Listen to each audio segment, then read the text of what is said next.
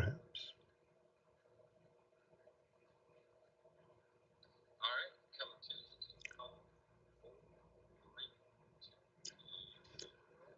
Good evening. Welcome to Star Talk. I'm Ken Eccles, and we're glad to have you with us on the program tonight. Let me put this away right there. Happy to have you with us on the program tonight. We have a phone number which you can call. The phone number is on your screen. We also have an email address, and that's most likely also on your screen. In case it's not, it's kechols47@gmail.com. I never know. We'd love to hear from you either way during this hour of our program. Anything you'd like to talk about or ask about or wonder about or whatever it is, give us a call. We have, we have a caller over here. Hello, caller. You're on the air. Go ahead, please. Hey, it's Mark Marion. Hey, Mark. How you doing? Okay, how you doing? I'm doing well, Mark. Thank you. That's good. Anyway, I know my man came in 11th place, so where am I at in the standings? You are number 8. You're in 8th place with 219 points. So I'm still number 8. That's what it was last time. The last race, wasn't it? Let's see. I didn't memorize last week. Let's see. Actually, last week, I think you were tied for 10th. So you moved up a couple of spots. Oh, okay. Yeah, and don't forget about tell people about the shoes or whatever. I don't know if we got any more shoes or not, but I know there's a couple more or whatever. The ones I told you about. Of course, we got Sandy Ridge coming up in November, and we'll be reminding people about that. And so some more probably will pop up too. Yeah, and anyway, yesterday or day before yesterday, I think it was yesterday. I was trying to call you, and I forgot I told you number 5, and I was telling you to get Joey Logano. I wish I would have got in touch with you and took Joey Logano. He won. Yes, well, yes, he did, and he's had a good couple of weeks. First, he thought he was eliminated, then he was back in, and now he's won a race. So he's definitely will be one of the final 4. Yeah, and tell everybody, don't forget about the Voice coming on tonight, tomorrow night, and then the Masked Singer Wednesday night. So tell Charles about that. We'll make sure that he gets that news, Mark. Okay, thanks again. Well, thank you, Mark. Good to hear from you. And hi, caller, you're on the air. Go ahead, please. Hello? Hello? Hello? Yes, you're on the air. Oh, sorry, Mr. Ken. I was occupied with something else. What's more important than calling this show? I was texting with other people. Texting with other people. All right, that's fine. There's probably some national security element in that, so we won't ask you about it.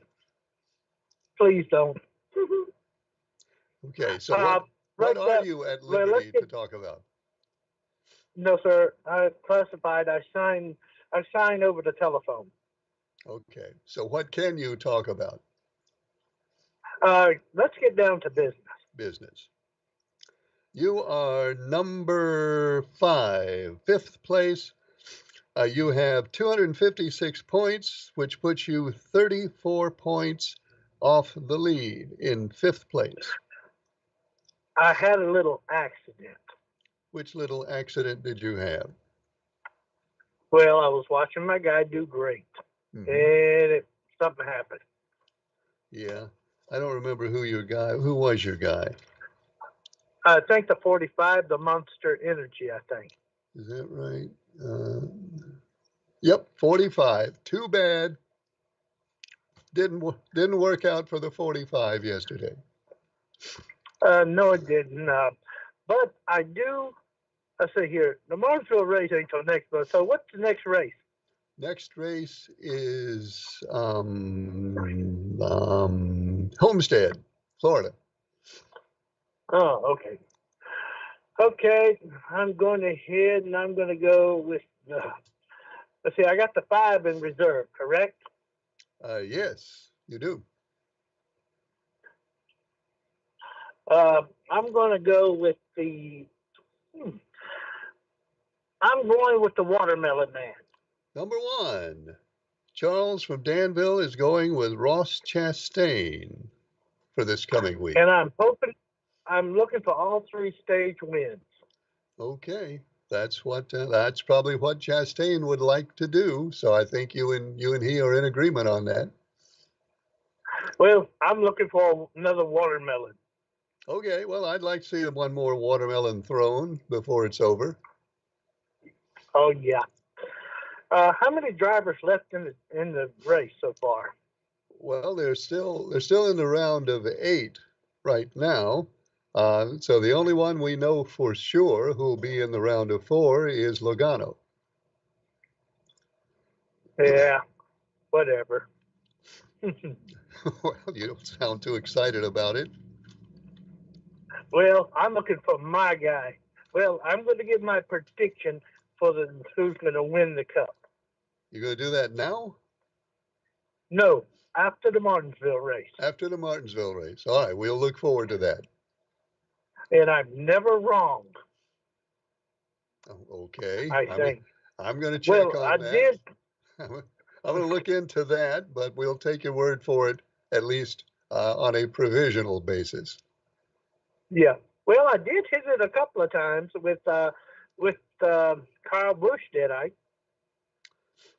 Well, yeah, you did. That's right, you did twice. And plus, I think I did Mark Truex Jr. one time. Maybe I don't remember.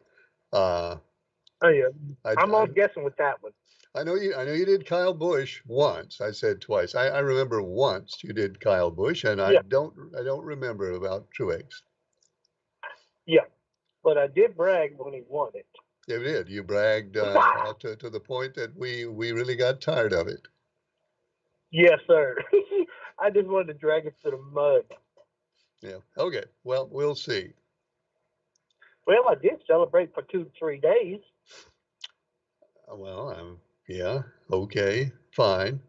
Did you hear that? Did you hear, by the way, that Gordon Ramsay is going to open a restaurant in Caesars in Danville? Did you hear that? Yeah, I got wind of it before he got here. Oh, you knew it even before it was announced. Yeah, I had inside source. Okay. Well, we'll meet up with you there one night, maybe. Well, I might go eat his food. I might go to a higher class restaurant. Okay. Well, that's of course a matter of taste, and I'll leave that up to you. And thanks a lot for calling. Bye, sir. Take care. Okay. Charles. Charles has the 1 for this coming week, and not sure whether he will go to Gordon Ramsay's restaurant or not. We have an email related to that, which is, I guess, why it occurred to me to mention it.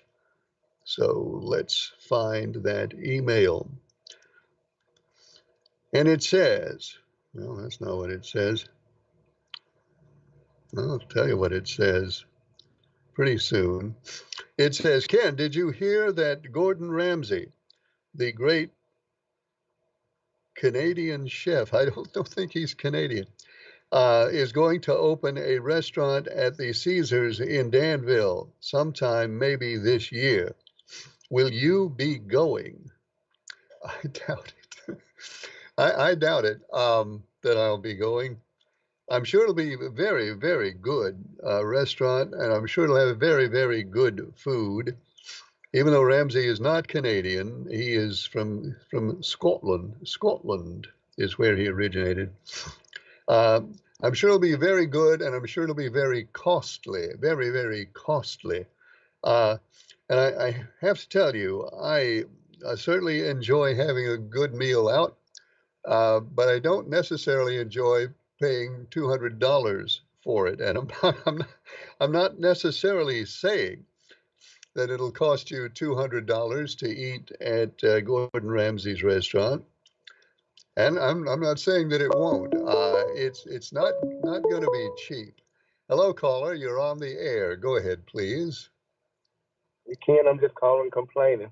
Okay. You, What are you complaining about? your station is breaking up. It's freezing up. Your sound keeps breaking up on Xfinity here in Danville. All right. Now you're watching on Xfinity in Danville, and the signal is breaking up. Yes, sir. It keeps freezing up, just like right now. It freeze up and then it'll unfreeze, and then it'll freeze up again. Then your sound is keeps blinking in and out. All right. Well, as we say that, Martinsville is listening, so Martinsville is aware of that, and I hope they'll be able to find that and fix it. All right. Thank you, Ken. We'll be hollering at you again. Thanks so much. Okay. Take my call. Thanks for calling. Okay, Martinsville, did you get that? Xfinity in Danville. Signal is breaking up and freezing, the viewer said. So you can take that knowledge and do what needs to be done about it, because we'd love to get that fixed. Let's see, another emailer wonders, whatever happened to Political Pig? You used to have this pink pig that would make comments on politicians, but I think that was when you were doing the show from your neighbor's house, and we haven't seen Political Pig since you moved back into your attic. Did Political Pig get lost, or what happened to Political Pig? Nothing has happened to Political Pig.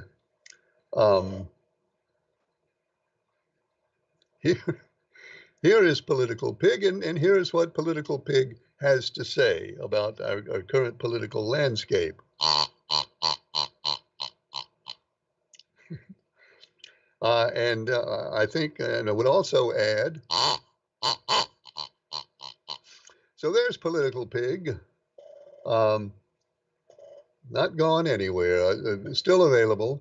Political Pig is to answer questions about politicians and to offer what I think, and I don't like to brag, but I believe Political Pig offers probably the finest and most incisive political commentary available in American television in this day and time.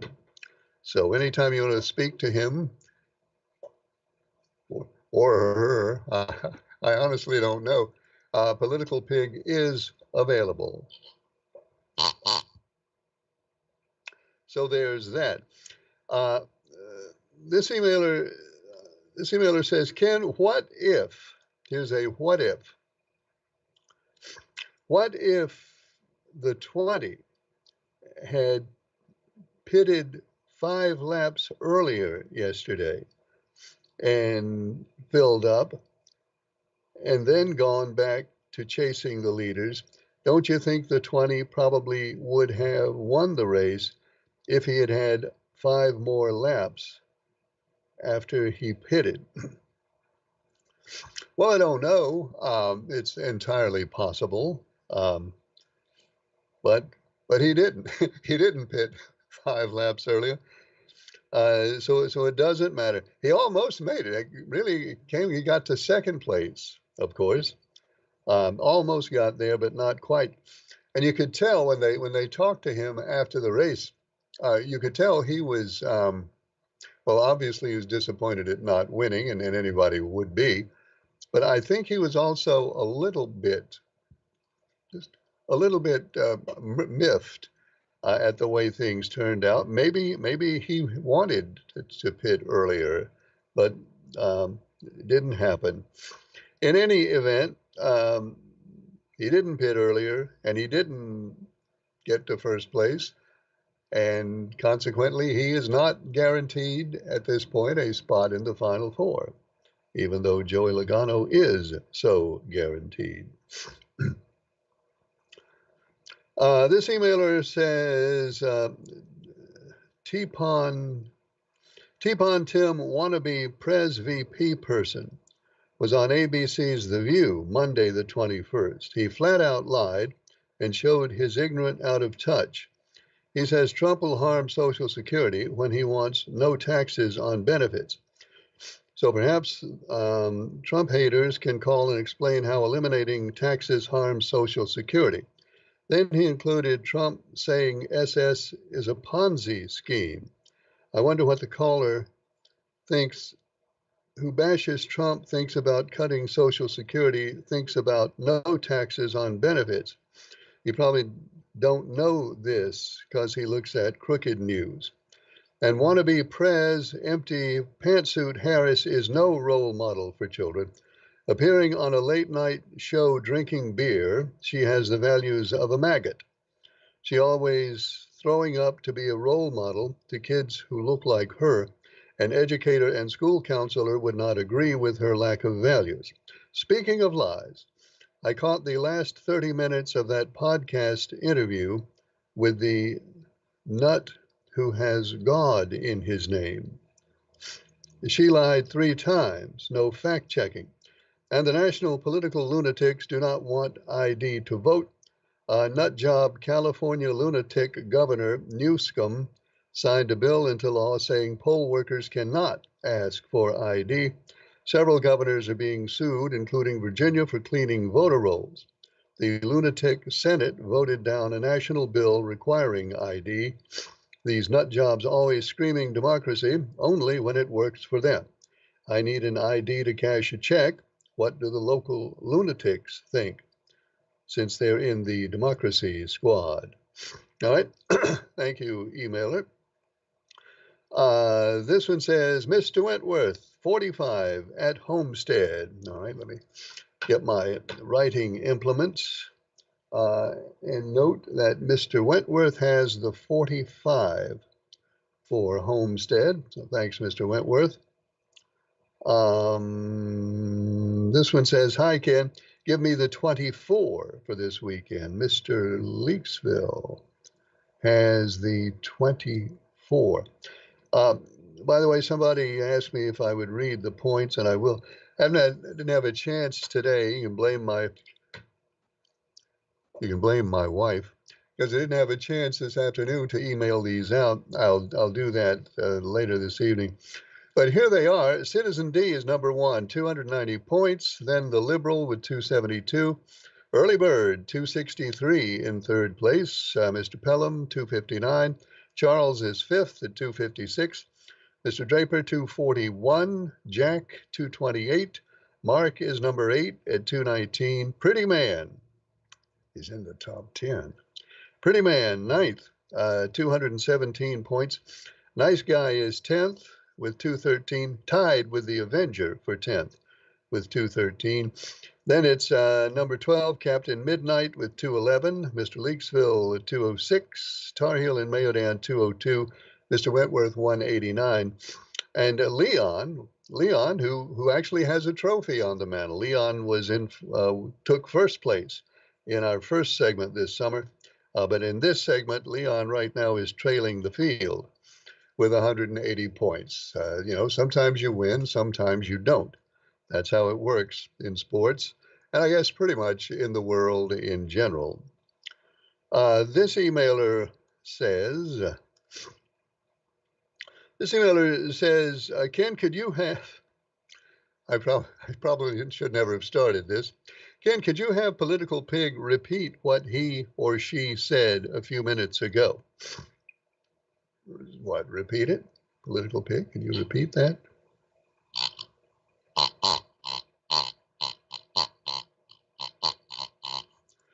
Well, Political Pig says, I don't chew my cabbage twice. So apparently Political Pig is in no mood to remember what he or she said a few minutes ago. In fact, may not even recall what he or she said a few minutes ago. So that is kind of Political Pig's stance on that. Hi, Ken. I've been watching your show for about 3 months. Okay, well, I'm glad you've lasted that long. I've been watching your show for about 3 months, and I noticed you never do you never do say who you are going to vote for. Are you going to say who you are going to vote for? Well, emailer, since you've only been watching the show 3 months, you've probably never heard me say that I don't tell anybody who I vote for. That's this secret ballot stuff I take very seriously, and I keep my ballot secret. That's what I do. So no, I don't say who I vote for. As I've pointed out a couple of times, even my wife doesn't know who I vote for, and she's stopped asking me. She used to ask me, but she finally stopped asking me because she knows I am not going to tell her. There are any number of people who claim that they know who I vote for, but don't believe them. If somebody tells you they know who I vote for, don't believe that because they don't. Hello, Ken. I'm going to get back to Social Security for a minute about not having any taxes on Social Security benefits.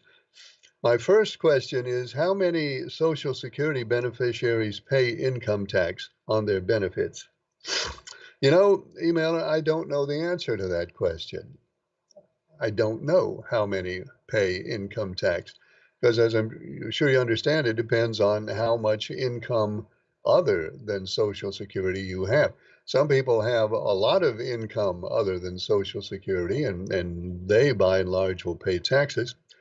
Some people don't have any income other than Social Security, and those folks would pay no taxes, do pay no taxes on their Social Security benefits. So I don't know the percentage. I'm sorry, I can't tell you. I'll see if I can look that up. That information is probably available somewhere. I'll see if I can find it. Try to find it. Hello, caller. You're on the air. Go ahead, please. Good evening, Ken. Good evening. The race at Charlotte at Road Oval, Yep. what does chicane mean? A chicane. Chicane. Yeah. Well, when they come to a spot, like if they're in a straight stretch of track, and suddenly they come to a place where they have to make a quick left turn and then a quick right turn to get back on the track. In other words, a chicane is one of those turns in a straightaway that takes them off the straightaway for a couple of short turns before they come back. That's what a chicane is. Am I making any sense there? Well, I just didn't know what the name meant. It's sort of a strange name. Yeah, it is. I guess it's something they got from the French. It sounds like a French word, but that's what it is. Like at Watkins, there's one at Watkins Glen, and they call it the bus stop. So it's Right. just an extra turn in the middle of a straightaway. Okay, I was wish to explain stuff like that sometime for Well, people that don't watch regular.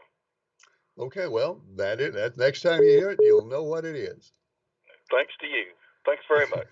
You're welcome. Bye-bye. All about chicanes. Hello, caller. You're on the air. Go ahead, please. Yes, you are breaking up and freezing, and all of your words are like running together. So Martin's going to need to fix that. Okay, where are you watching? Danville Xfinity. Okay, well, Channel thank you. 17. Okay, well, thank you for calling. Bye-bye. Appreciate it. All right, Martinsville, there's another viewer watching on in Xfinity, Channel 17 in Danville, getting breaking up and freezing. Hi, caller, you're on the air. Go ahead, please. Yes, good evening to you, Ken. Good evening. How are you? I'm fine, thank you, sir. A little bit of quick discussion on chicanes. Okay. Actually, it did come from the French because it was first used in European road racing tracks. Okay. And there's some history involved in them also. For example, the bus stop that you referred to at Watkins Glen, that was put in after J.D. McDuffie died in that corner. They put the bus stop in to slow them down before they got to that corner. Yeah, that was a terrible accident, and the chicane was there the next year. That's right. That was a weird accident. That was one of those where he went in and hit the tire barrier, went up in the air, the car went upside down, it landed, and it was over. Yep. And which brings me to a final thought. I want the manufacturers to build me a car that did what the 45 did on the track Sunday. Okay. What specific element are you looking for? You have to be impressed with a vehicle that rolls over and then drives itself to the pits.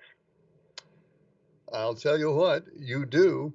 And you know what? I mean, seriously, manufacturers, they could build that car. They could build a car just like that for all of us, but it would cost a whole lot of money. Just stop and ponder that one aspect of the race yesterday.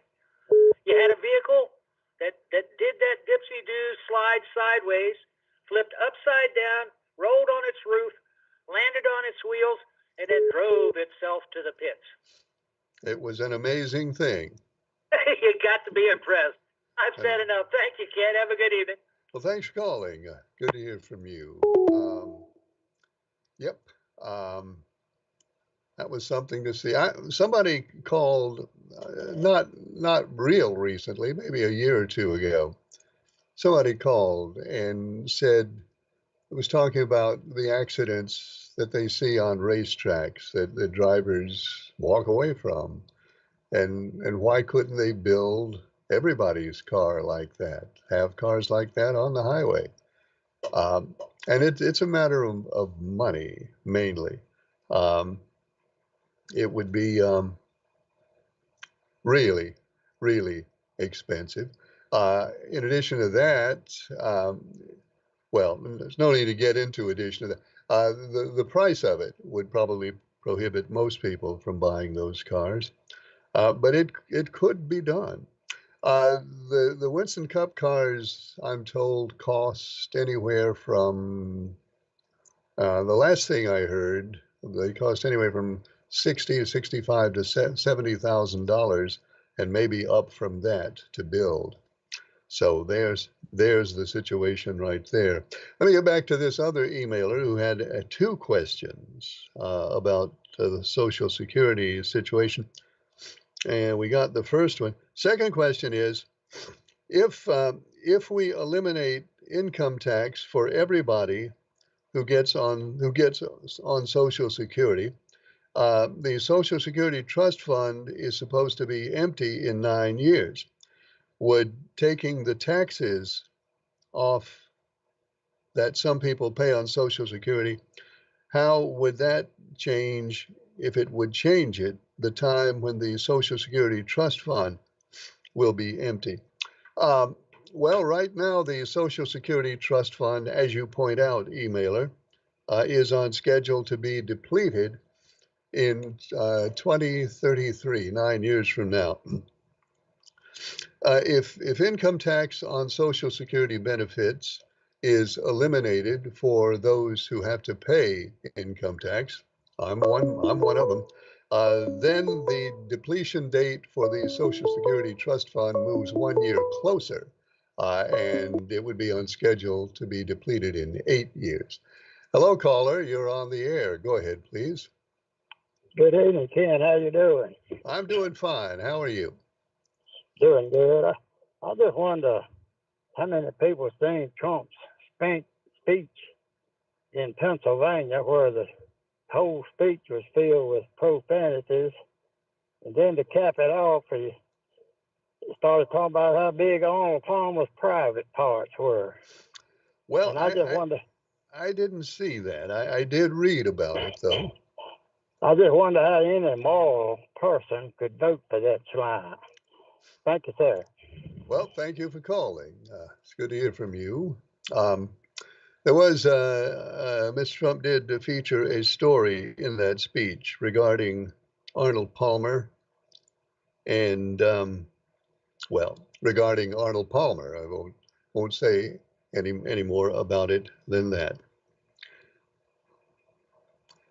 Phone line is open at that phone number, and you can call that, or you can email us at kechols47@gmail.com. We'd love to hear from you either by phone or by email.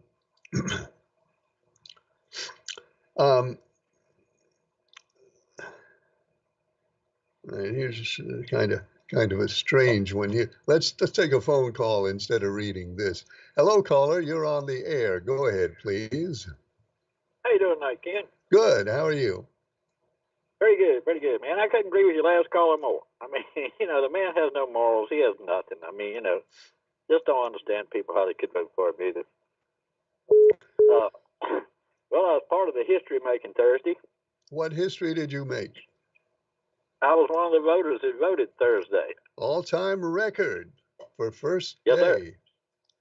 Yep. And I can gladly, proudly say, Ken, that I did vote for Kamala Harris, and most of all, so they're going to be our next president. People might as well get used to it. So it is what it is. Well, we'll see about that well, no, that's not true. We won't see on election day. It's gonna be after election day, I think, before we see about that. But we'll see about that at some point. That's true. That is so true. You're talking about Trump. We were talking about Trump. When he says the enemy from within, who do you think he's talking about when he's talking about that? I guess he's talking about Democrats and maybe illegal immigrants, I guess. Well, he always wants to add Shifty Schiff's name to it, and Nancy Pelosi say they are the enemy within. So anybody he just kind of says we're the enemy of the people. Anybody that disagrees with him in any shape, form, or fashion, he's like claims that we're enemies of the people. So I don't understand that either, Kim. It's a political tactic, and politicians have tactics, and that's one of his. It is. I mean, the man wants to be a dictator, and fascism is pretty much the definition of that is having a government that lets nobody have any control at all except for the elites, the people as such. But we're headed for that direction pretty quick too. It seems like to me. Now, in your heart of hearts, do you really think that Donald Trump wants to turn the country into a dictatorship? I mean, is that you really think that? I certainly believe it with all my heart, Ken. I mean, look how he's done these trials. I know everybody's got a right to a trial, but he picked 3 of the Supreme Court justices to overturn Roe versus Wade. When he gets it done, he said, well, I really didn't have any control over that. That was the Supreme Court. But everything, Ken, when he wants to lock up his opponents and have military tribunals for people that disagrees with him, people that's in charge, how else can you not think it's a fascist type thing? Well, let me tell you about a survey that I read about.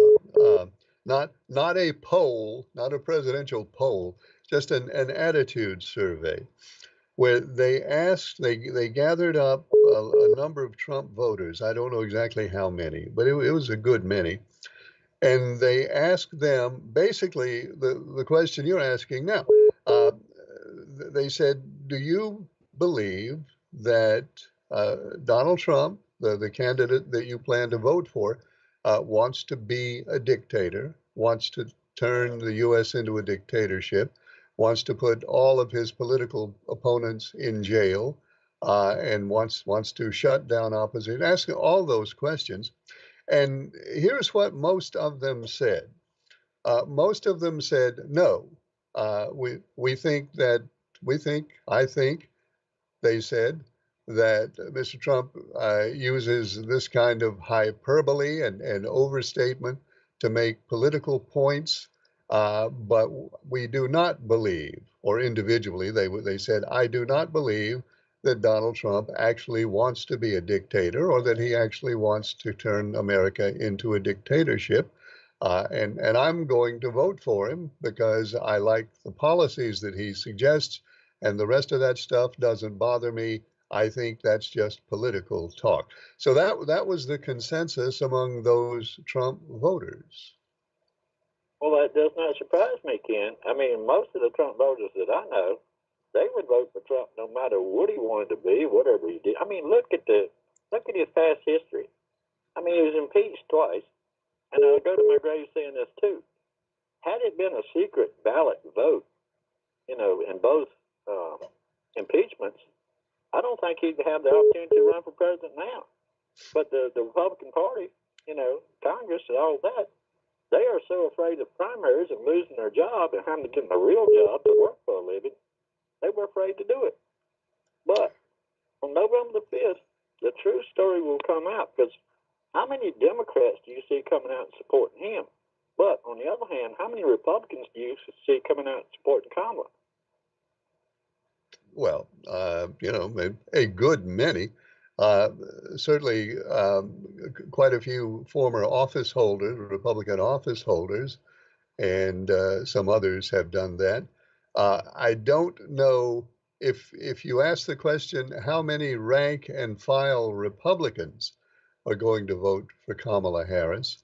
I suspect it probably wouldn't be very many. Well, I think that's where a lot of people are wrong, Ken. With these polls and everything, this hits 48-48.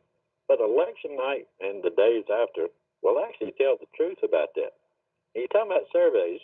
I saw this thing the other day where they had 50 Republican voters, and they asked 50 of them how many thought that the election was stolen from Trump.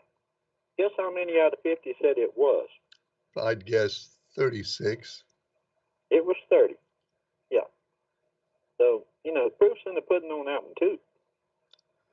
Well, at some point, maybe by November 6th or 7th, we'll know how everybody voted, and we will see. That's true. All right, Ken. Love your show, man. Thanks so much for taking my call. Thanks for calling. Good to hear from you. Phone line is open. There's the number up there. The email address is up there as well. I'm just going to be confident that it's up there and not say it again this time. But we'd love to hear from you either by telephone or by email. If you were part of the record-breaking crowd that voted on Thursday in North Carolina, then good for you. Getting back to the email I had earlier, no, I don't tell anybody how they ought to vote. I do tell people that they ought to vote, though. I do say that. Hello, caller. You're on the air. Go ahead, please. Thanks for taking my call, Ken. This is Nice Guy. Hey. I want to get Elliott for the next race. All right, let me get my page in the great book here. Nice Guy has the number 9 for Homestead. It's in the book. Okay, go Democrats. Okay. Thank you. Thanks for calling. Thank you. Bye. All right, so straight, short, and to the point. And a Nice Guy has the number 9 for Homestead. And I need to make a quick note here of that. So there we are. Let's see. Where's my phone? Here it is. I found it. Can I wear? Is it a political question of a different sort? Can I wear my candidate T-shirt when I go to vote? Hang on a second. Hi, caller. You're on the air. Go ahead, please. Hey, Ken, guess what? What? I just learned tonight that somebody drinking a beer with a buddy or something is a bad image. Did you know that? I'm not going to comment on that. There are a lot of different ways you can drink a beer and a lot of different messages you can send drinking a beer. So I think you're kind of all over the road with that one. Okay, I'm not sure about that drinking a beer, but now, is it a bad image? What about adultery and sexual assault? What you comment on those? Do you think that would be a bad image for a man to take on? Well, I would rather not involve myself in that. Okay, Ken. All right, moving right along. I got a question to answer. Is this action taken by Elon Musk giving people registering $100 each, and also having a lottery of $1 million to some lucky person who signed his petition. Is that legal? Well, the courts are going to decide that. If you have to pay, I mean, here's what the law says.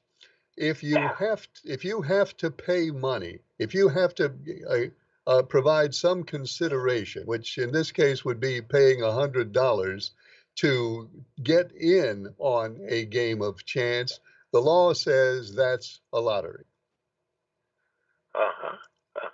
So the question is, in order to be in the drawing for $1 million, do you have to pay the 100 in order to be in the drawing for the $1 million? Well, look, let me tell you this. Take your pen and write this down. The U.S. statute 52 U.S.C. 10307C. Okay. Read that statute, and then maybe Wednesday night or what, let me know your interpretation of that, okay? Let's see, it's U.S. Code 52 U.S.C. 10307C. Is that what we're talking about? That's what we're talking about. All right. You know, I don't know that one right off the top of my head, but I will look it up. No, it's not one I was familiar with, but after this incident came up, I kind of checking on it, and I want to get the wise man opinion. So after you read over it and everything like that, just let me know your take on it. But the previous caller that called in, and he gave his take on this man, profanity, and then talking about a golfer, a very likable golfer, genitals, I use the word, that's not bad. And, you know, this is the man that is aspiring to be the head of the country, the highest office in our country. And those terms like that and the profanity that he used concerning Miss Harris, I mean, that's egregious, Ken. And how people can say he don't mean that, that's just, you know, that's not what he's saying. He means what he's saying because he repeats what he's saying. You know what I mean? Well, it is his way, and clearly there are many folks who say that I care about his policies. I don't care about his language. I don't care about his personal habits or his personal life. I only care about his policies. So if Hitler was to, Putin was to come over here and provide some policies that people desire, it wouldn't matter about all the other garbage that he participated in, would it? Well, I don't know, but instead of Putin, let's instead pick, say, John F. Kennedy, a man who we now know, and many we sort of knew at the time, but now we know for sure that his personal morality was perhaps not of the standard that most people follow when it comes to personal morality. Should that have disqualified John F. Kennedy from being president? Yes. Hey, did it disqualify John Edwards? It did. Okay. I thought we was arriving and going past that. Because it sure did disqualify John Edwards. But look, one last thing quickly. On May the 18th, 2018, Trump Justice Department sent a transgender offender manual to Congress stating the care for the transgender population, which Biden and Harris only continued. Now they televising ads saying that these people responsible for that. But you can check that out because I know some going to say he lying this. But I do my homework, Ken. It was on May the 18th, 2018, his Justice Department sent a transgender offender manual to Congress. And so I leave it at that. And thank you so much for taking my call. But read that statute and let me know later on your take on it, okay? I will read it. Thanks for calling. Thanks, Ken. Good night. Phone line open at that number. What time is it, by the way? We still have a few minutes left for your phone calls and your emails. So the phone line is open now. You can also email us at the email address. Emailer a little while ago say, "Can I wear my candidate's T-shirt to the polls?" You can do that. Of course, there is, and I'm sure this is what the emailer is referring to. Is there is a prohibition on what is called electioneering inside the polling place, but that does not disqualify you from wearing your candidate support T-shirt when you go to vote. You can do that. Hello, caller. You're on the air. Go ahead, please. Hey, Ken, this is Early Bird. How you doing? Doing good, Early Bird. How are you? Oh, I'm doing all right. I lucked up on one, didn't I? Well, you did well. I don't know if it was luck, if it was just your wisdom that was the factor there. I don't know about all that, but I ain't gonna pick tonight. You gonna be on the rest of the week, ain't you? Gonna be on Tuesday night, Wednesday night? Be on Tuesday and Wednesday, yes. Okay, I'm gonna wait a little bit and think about what I want to do on Homestead. Okay. You're in third place. And everybody talk about Trump this, Trump that, and that woman last and that and all that. But what about Bill Clinton? I mean, when he got that big raise, he had a big smile on his face. Well, Bill Clinton was, I don't know what you can say about Bill Clinton. Bill Clinton clearly was not a man of stern moral values. I don't know what else to say. Yeah. But anyway, that's what I was saying. He done no more. If them walls could talk in the White House, a whole lot of people wouldn't believe what goes on up there. Oh, gosh. I hate to think. Okay, Ken, I'm going to let you go, buddy. I'll talk to you later. Well, thanks for calling. Good to hear from you. Hello, caller. You're on the air. Go ahead, please. Hello, Ken? Yes. Look here. These people who down in Trump, one thing they don't realize, the fuel, our energy, determines the price of everything that goes into the grocery store.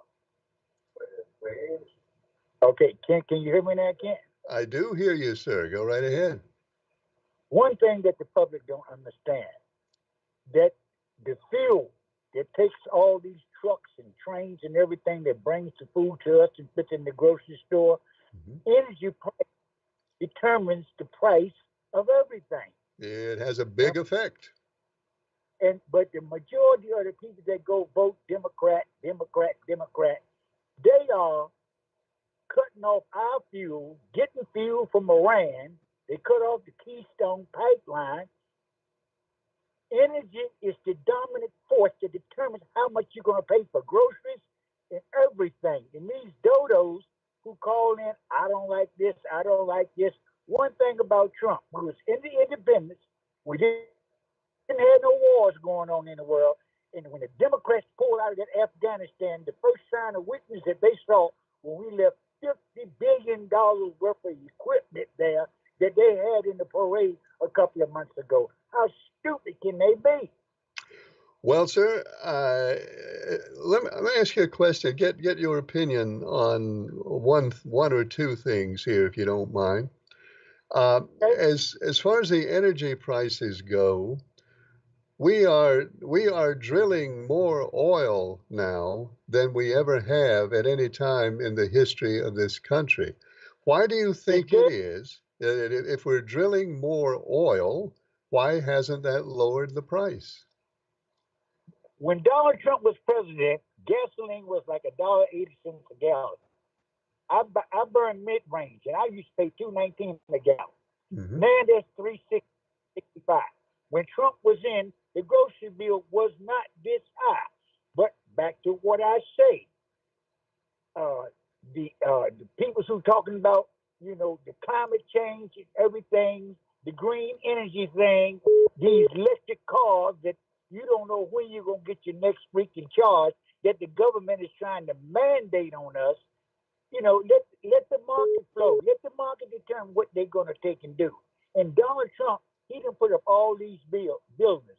He knows how much building materials cost. He know what framing out a building, what kind of plumbing and stuff. This man has a architectural mind, and with Elon Musk with him, you got two architectural minds who can send stuff into space when Boeing can't get its space thing back to Earth. But all that requires energy.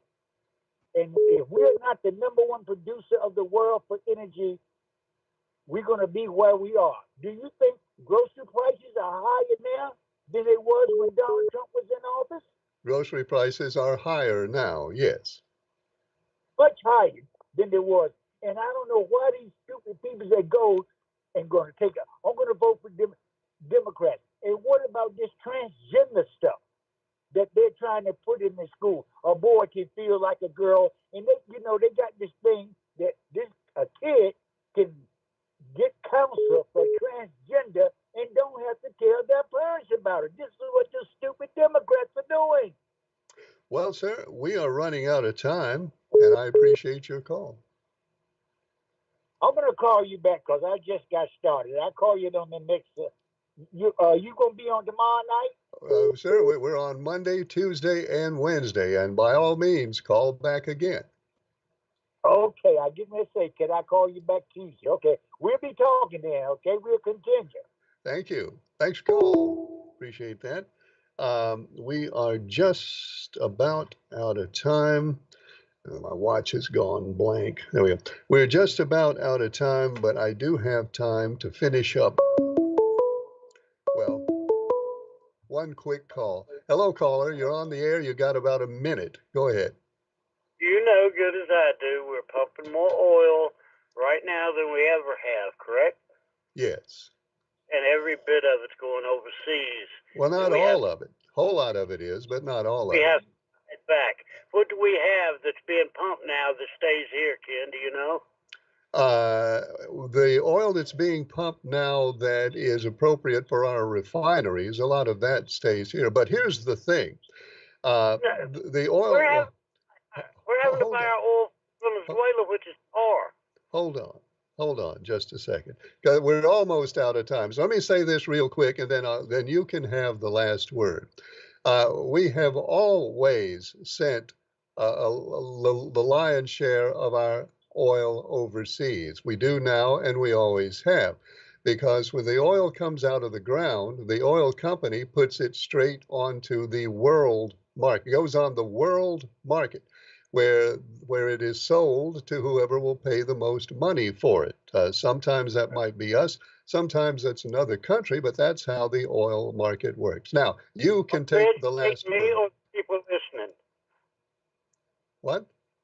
Are you educating me or the people listening? I am simply stating how the world oil market works. Now, you can have the last word. Okay, well, we don't own Shell Company. We don't own Exxon. We don't own any of major companies. They're owned overseas. They're the ones pumping the oil out of the ground. Right. Can you tell me a company that's pumping the oil out of the ground that we're getting to keep the oil, because all we're refining is tar.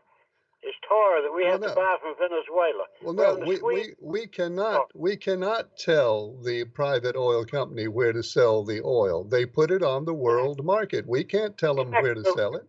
Why is everybody so up in the air about we're pumping more oil? They're taking it away from us. All the oil we've got for ourselves under our feet, they're taking it away from us. And they always have. Where's that helping us? And they always have. So how do we what do you suggest? What should we do? People are saying that's such a good thing. We should put Trump in office like we're going to do a drill, baby, drill. Then we have it all for ourselves. We got all the world under our feet. Hold on. Hang on. If we do more drilling, let's say we do more drilling, it's still going to be Shell and BP and all these companies drilling the oil. Yes. Who's going to drill it? Who's going to drill it? People that want to, people that have the money to, people that, yeah. And they're doing that now. We're going to pump oil for ourselves. It's not going to go overseas. We're tired of refining tar from Venezuela. All right. Well, the fact is, I wish it was my oil. I wish it was your oil. But once the company takes it out of the ground, it's their oil, and we can't tell them where to sell it. Other companies to be able to take it out of the ground. Murphy's the only one I know of that at Arkansas that pumps oil out of the ground that we get. They keep every penny of it. Well, that's fine. Good for them. I wish they would all do that. But if you're saying that the government should take over and tell them where the oil can go, that is socialism 101. The government controlling production and resource. That's socialism. I never said anything about the government controlling it. I just said American drillers. All right. Well, I'll tell you what's going to happen, and we got to quit here soon. The company is going to sell it where they can make the most money, and I think we can all agree on that, and we're out of time. Thanks for calling. We're on the air Mondays, Tuesdays, and Wednesdays. I hope you'll join us next time. Thanks for watching. I'm Ken Echols.